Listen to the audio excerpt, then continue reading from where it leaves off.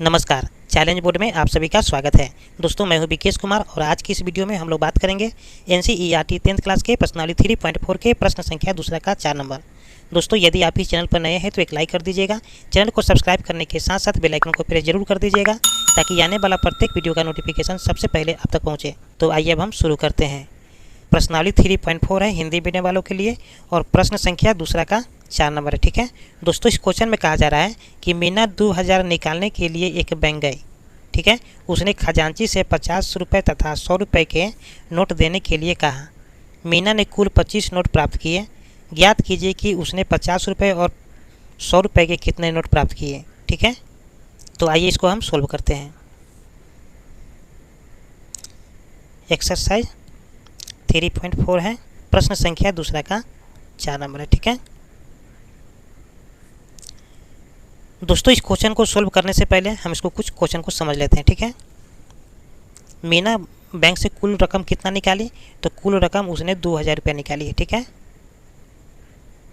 2000 रुपया निकाली। ठीक है, तो इस 2000 में दोस्तों इसमें दो प्रकार का नोट है। ठीक है, पहला नोट है 50 रुपये का। ठीक है,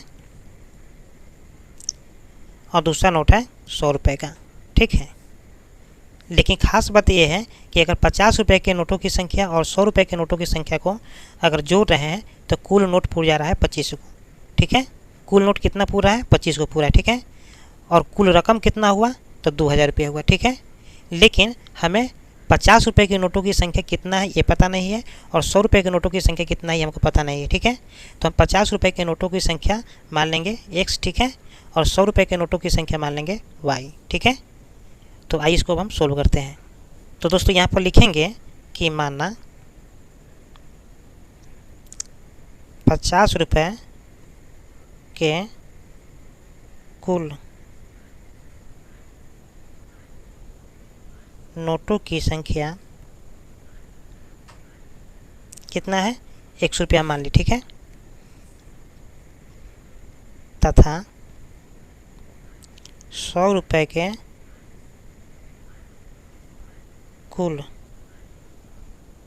नोटों की संख्या कितना है, y है। ठीक है, तो अब दोस्तों यहाँ पर लिखेंगे हम प्रश्न से। ठीक है, तो पहला प्रश्न में क्या कहा जा रहा है कि 50 रुपया तथा 100 रुपया के नोट देने के लिए कहा। ठीक है, तो मीना को कुल नोट कितना प्राप्त हुआ, तो 25 नोट प्राप्त हुआ। ठीक है, तो 25 जो नोट प्राप्त हुआ है उसमें 50 रुपये का भी नोट है और 100 रुपये का भी नोट है। ठीक है, तो हम 50 रुपये के नोटों की संख्या कितना माने, 100 रुपया माने। 50 रुपये के नोटों की संख्या कितना माने, x माने, और 100 रुपये के नोटों की संख्या कितना माने, y माने। ठीक है, तो यही दोनों संख्या मिल करके 25 को संख्या बना दे रहा है। ठीक है, तो यहाँ पर x प्लस y बराबर हो जाएगा 25। ठीक है, ये मेरा पहला कंडीशन हो गया। फिर ठीक है, चलिए अब दूसरा कंडीशन क्या है। दूसरा कंडीशन ये है कि खजांची से मीना जो है ना 100 रुपया और 50 रुपये का ही नोट मांग रहा है। ठीक है, तो 100 रुपये और 50 रुपये का नोट देने के बाद में कुल रकम कितना पूरा है, तो कुल रकम पूरा जा रहा है 2000 रुपये। ठीक है, तो यहाँ पर लिखेंगे 50। ठीक है, 50 गुने x। ठीक है, 50 रुपये के नोटों की संख्या कितना है, x है। ठीक है, और 100 रुपये के नोटों की संख्या कितना है, y है। ठीक है, और दोनों को जोड़ दे रहे हैं तो कितना हो जा रहा है, 2000 रुपया पूरा जा रहा है। ठीक है, चलिए अब दोस्तों क्या करेंगे, इसको हम सरल कर लेंगे। 50 में गुना करेंगे x से तो यहाँ 50x हो जाएगा, प्लस 100 में गुना करेंगे y से तो 100y हो जाएगा। ठीक है, और 2000 बराबर में है 2000 तो 2000 कर दिए। ठीक है, अब दोस्तों ध्यान दीजिए कि यहाँ पर 50 है, 100 है, तो हम 50 को कॉमन ले सकते हैं, तो 50 को कॉमन ले लिए तो यहाँ बच जाएगा x प्लस 50 दूना 100 तो 2y बराबर बच जाएगा 2000। ठीक है, अब दोस्तों क्या करेंगे कि 50 से 2000 को काटेंगे तो 40 बार में कट जाएगा। ठीक है, तो यहाँ पर बच जाएगा x plus 2y equal to 40। ठीक है, ये मेरा दूसरा समीकरण हो गया। ठीक है, अब दोस्तों हमें दो समीकरण पता चल गया है। एक मेरा पहला समीकरण ये है और दूसरा समीकरण मेरा ये है।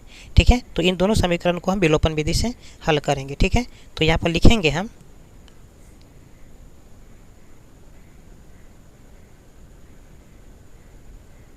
विलोपन विधि। ठीक है,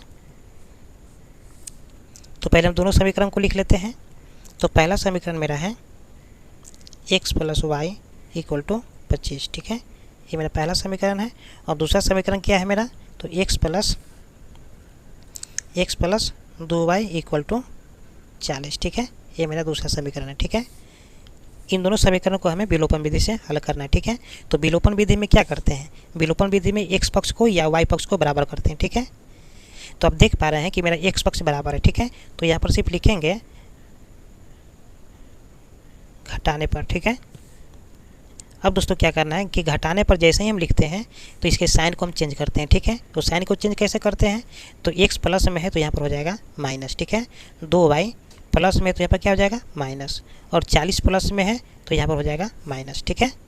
अब प्लस एक्स और माइनस एक्स क्या हो जाएगा, कैंसिल हो जाएगा, ठीक है।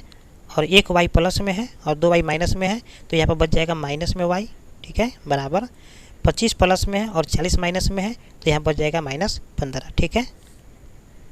क्लियर है। चलिए अब दोस्तों क्या करेंगे, माइनस से माइनस कैंसिल हो जाएगा तो यहाँ बच जाएगा चूँकि y बराबर 15, ठीक है।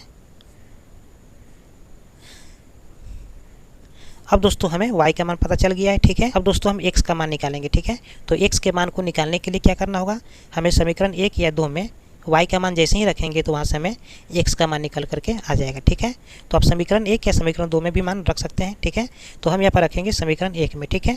तो यहाँ पर लिखेंगे